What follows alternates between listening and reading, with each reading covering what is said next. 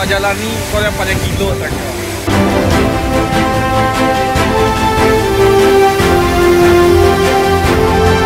Dan udah tu santai saya mancang situ. Entah mahal lah cara yang pergi ke situ. Ini yang kemari sekali lagi. Pikir 10 kali dulu. Tuh yang keren tuh. Tuh. Tuh bianda-bianda lah mantap.